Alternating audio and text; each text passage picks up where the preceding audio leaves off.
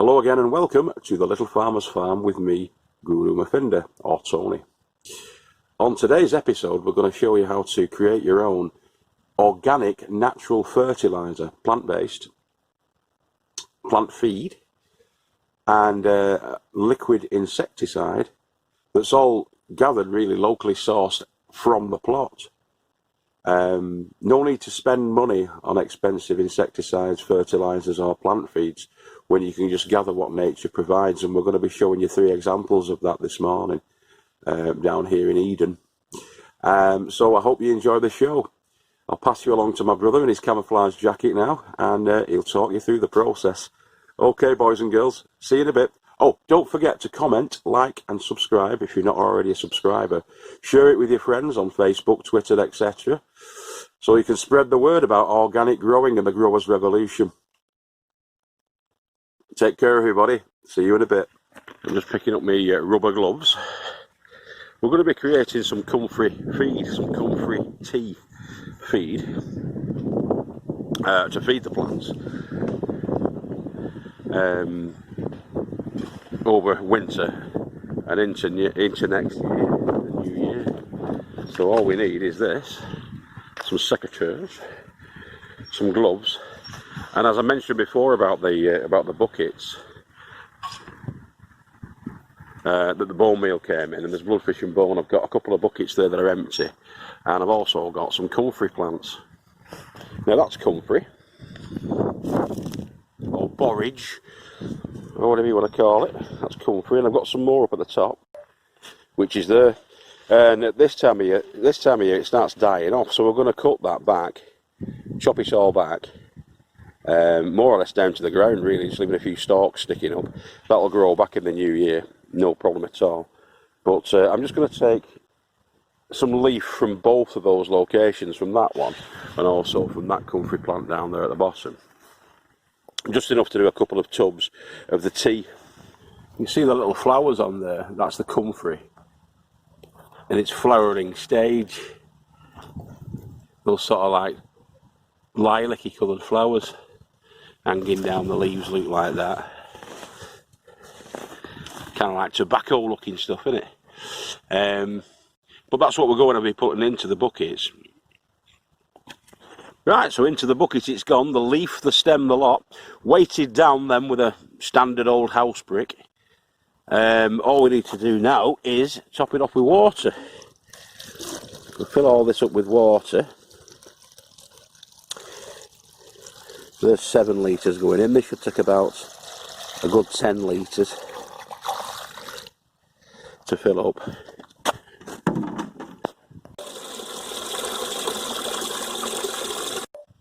So leaving about 1 inch of space or so. This have a slope back, so it looks like about 1.5 inches there, about half an inch on that side. It's about 1 inch from the top. Now at the moment it smells quite nice. In fact, there's hardly a smell to it. We leave that then for 3 to 4 weeks and let it ferment down, and you'll have a foul smelling but highly nutritious liquid tea feed for your plants. You just pop the top back on firmly to keep the green bottles out, because if you leave it open the green bottles will definitely find that, because it stinks to high heaven. But yeah, that's all we do. Leave that now. I'm going to mark it up that says comfrey feed with the date. That's going to be going inside the lady farmer's greenhouse up there, along with 2 other tubs of it. And jobs are good. Still got tons and tons. I could do with getting some more buckets actually, because I want to get about probably, if possible, 10 bucketfuls of that. But we'll see how we get on. Yeah, comfrey tea. Very good all-rounder, highly nutritious, all-round plant feed, made from plants, made from comfrey. And just kind of fermented down inside buckets. Sealed container buckets. Jobs are good. See you in a bit. Another great source of nitrogen as a liquid feed are stinging nettles. Now you can see that we've got quite a crop down at the back of the polycarbonate greenhouse. I'm going to be cropping those and taking them out, just cut them out. Obviously you need to wear long gloves, which I've got some welder's gloves, If you haven't got welder's gloves, just use some thick gardener's gloves and a long-sleeved shirt so you don't get stung, and just cut them out. And we'll do it as the same process as we did with the Comfrey. All right, so we've got our bucket full of nettles. We've got our brick. We've got our water. We've got our lid. It's as easy as that. These have just been ripped up, sort of crunched up, thrown into the stems and leaves. So all we do really now is place the brick on top, or the half brick in this case, and then we fill them up to the top, or about a ½ inch to an inch below the top.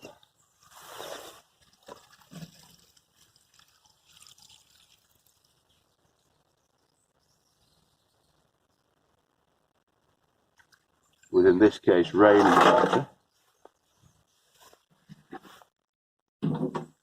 And then pop on the lid. Make sure the lid's securely on there, because the green bottles, the flies, will be really attracted to this. It smells like decay and death, basically. It's a horrible stink in about 4 weeks' time. So, yeah, I'm just going to wipe that off now because it's a bit damp, and then write on with a Sharpie pen that it's nettle tea and the date. And that's it.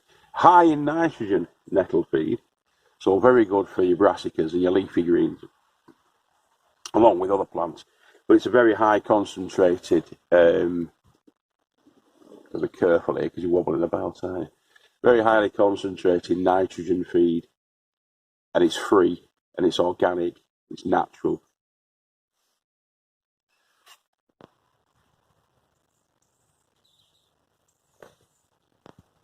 So when it's ready, like this is nettle tea, May the 13th this year. When it's ready, we've got to decant that into another bucket. This is a bucket with a lip on it that you can pour easier from.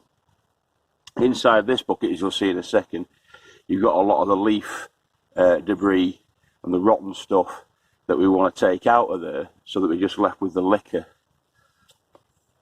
with the good stuff. So I've covered that with some netting, some scaffold debris netting. That'll act as a bit of a filter to take out the debris. Now, I've weighted it down in the centre there with a few little stones. This is the tricky part though, because when this opens up, it will stink. It'll be absolutely foul. Hasn't been opened in months, this. So. Oh God. Yeah.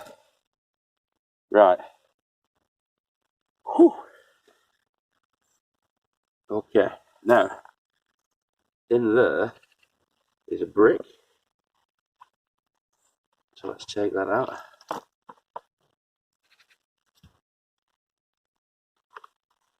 Oh dear, stinks. Now carefully.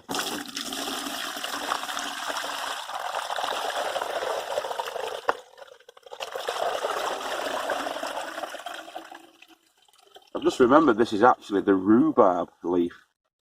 This is the rhubarb leaf, this. I mustn't have changed the label on the top. So that goes into there. It's been decanted the liquor into there. That'll then filter through. As I say, I've tied it with twine onto the bucket. That'll filter through into the black pouring bucket. And then we'll have our juice. We'll have our feed. I'm just going to rinse these gloves off.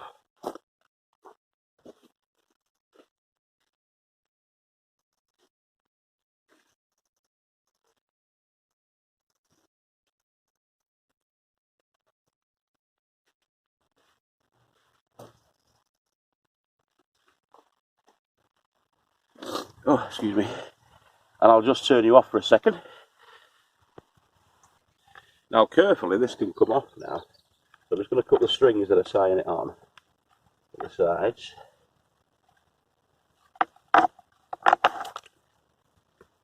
Yeah. Carefully gather that up. The remaining leaf mulch can then be deposited, which we will be doing, up into the compost bins, leaving us the liquor in there.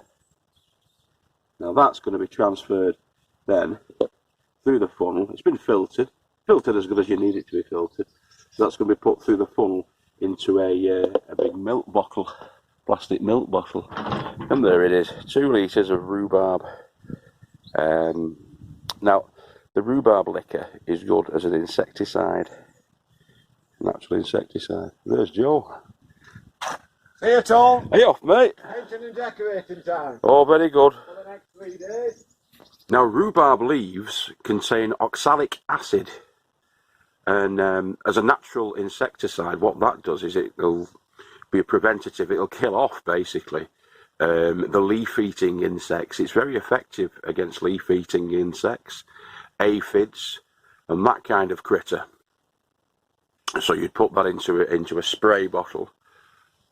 You can't quite see one at the moment, but you'd use it as a topical spray around where the infestation is, and it'll get rid of your pest problem, your leaf-eating insect problem. It's good stuff. Check it out. Well worth the investment.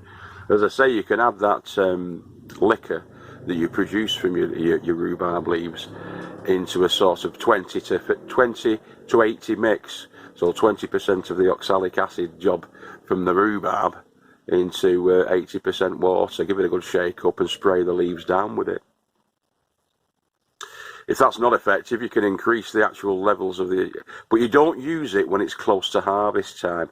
If you're a couple of weeks away from harvest time of your crops, don't use it, because it's poisonous to us as well. You don't eat rhubarb leaves.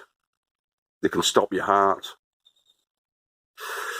Don't do it, but use it on the critters. Okay.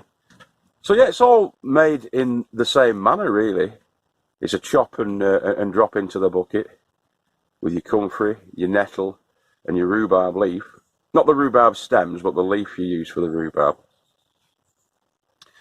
Chop it up till it's close to the top, weigh it down with a brick, fill it up with the water, put the lid on, leave for 4 weeks, a minimum 4 weeks, and then you'll have your liquor. So you'll have your organic fertilizers, you'll have your insecticide, which is organic insecticide from the rhubarb leaf, nitrogen-rich feed for your brassicas, etc., from your nettles. It'll do for tomatoes as well. A good one for tomatoes, though, is the comfrey, tomatoes, peppers, and cucumbers. The comfrey is very good for that. Comfrey's the best stuff, we think, down here on the Eden plots. But yeah, you've 3 liquid feeds there. They'll cost you £0 and 0 pence. And yeah, organic, natural, happy gardening. Hope you found that useful. And as ever, keep growing with your head down. And if you don't see you through the week, I'll see you through the window. I've been Guru Murphinda. Please don't forget to comment, like, subscribe, share with your friends on Facebook, etc. And if you really do like it, hit that bell notification button so you don't miss another exciting episode down here in the Little Farmer's Farm. All right. Catch you later, boys and girls. Bye-bye.